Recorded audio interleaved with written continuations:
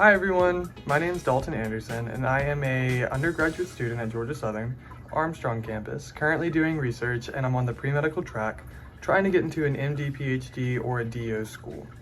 I just wanted to kind of film my journey, let other people see how my progress is, go over CVs, resumes, everything that I'm doing, my volunteer hours.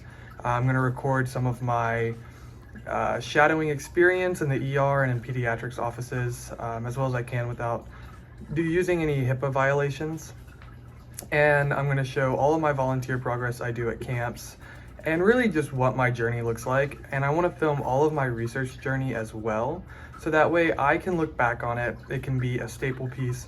And this vlog is really just for me, so that way I can watch myself grow and progress through this undergraduate track. I am entering my senior year and I am digging into my research more and more. This morning we just started breeding some zebrafish because we work with their embryos, and we're looking at a possible mechanism for autism development during gestation in the fetus in the womb.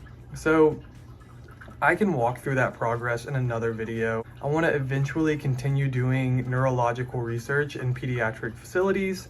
However, I can go over my backup plans, what I expect, and my studying progress for the MCAT. I have not started studying yet. I know.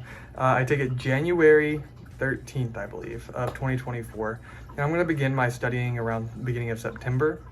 And I want this to be one of my motivators, one of the things that tracks me through this progress, and have you guys along for the ride with me.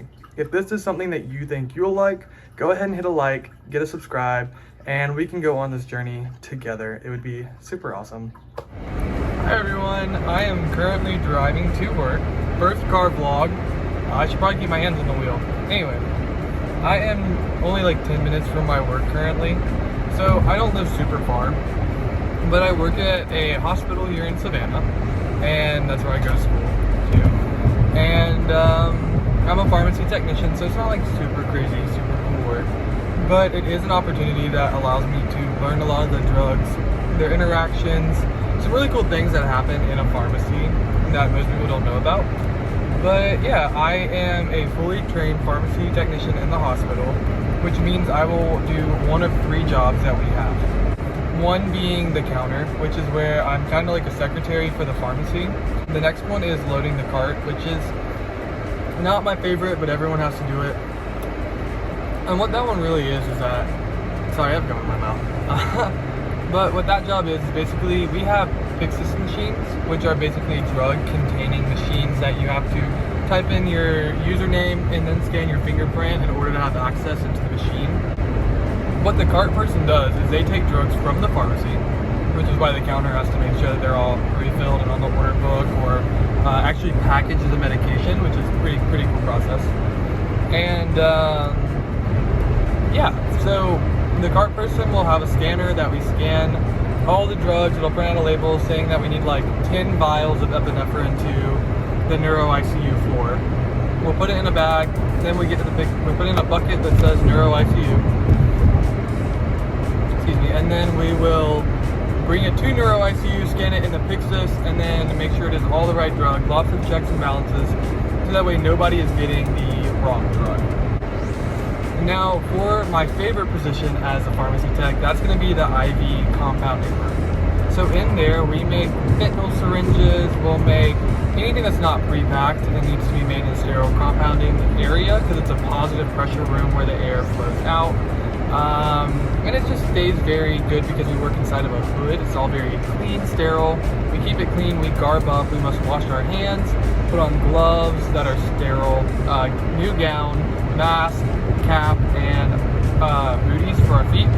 And if I go in the IV room soon, I will show you guys the full garb and show you a video of what I do.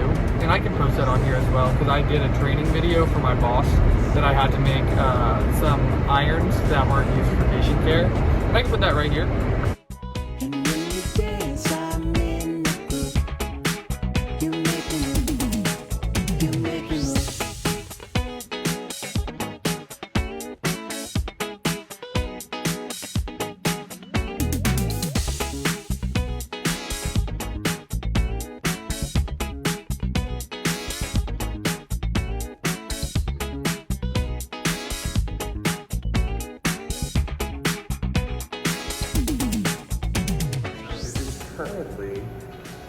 6 a.m. on a Thursday morning, and I'm gonna show you, it says Rat Lab because we have some rats, but I'm gonna show you guys the setup for what we have going on today for research and show you around the research lab.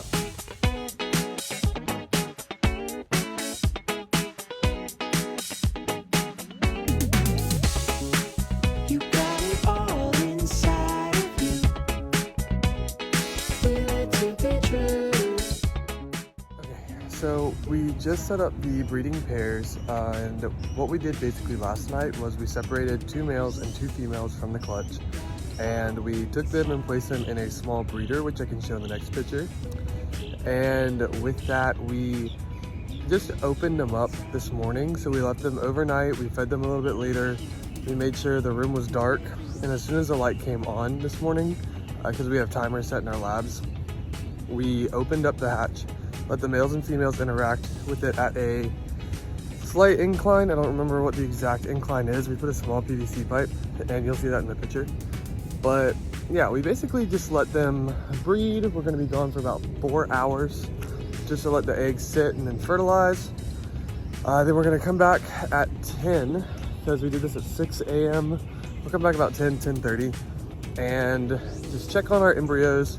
If there's a lot of embryos, we'll suck them up and put them in a petri dish. And we're gonna incubate them at around 28 degrees Celsius, maybe 30 degrees, 28 degrees Celsius. And then we will wait.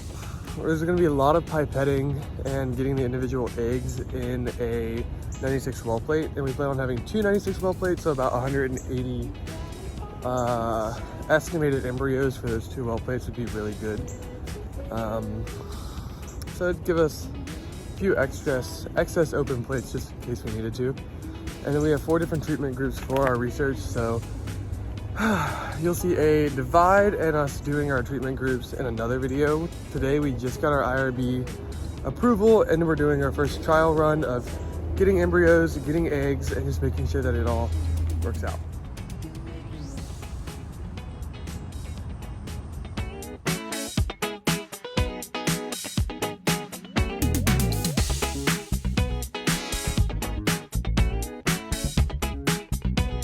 Well, welcome to the lab. I'm here with 2 associates, and these are the fish.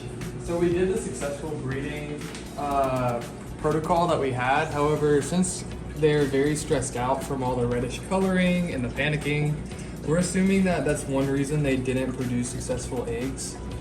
And we are also predicting that because we used the same breeding pairs last week, and usually it's good to wait 2 to 3 weeks before using breeding pairs again, maybe a reason why they didn't produce any eggs, but it was worth a shot.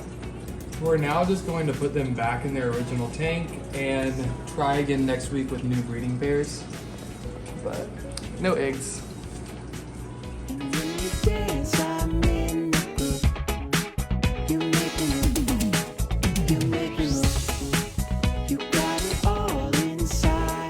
Guys, it is now Thursday night after research and the failed fish and washing all those dishes. Went to work and just worked for the last few hours. It's 10:30. Supposed to get off at 11, but I was leave early. Thank you guys for watching, and remember, if you like this kind of content and you just want to see more videos, like it and subscribe and go on the journey with me. Thanks guys.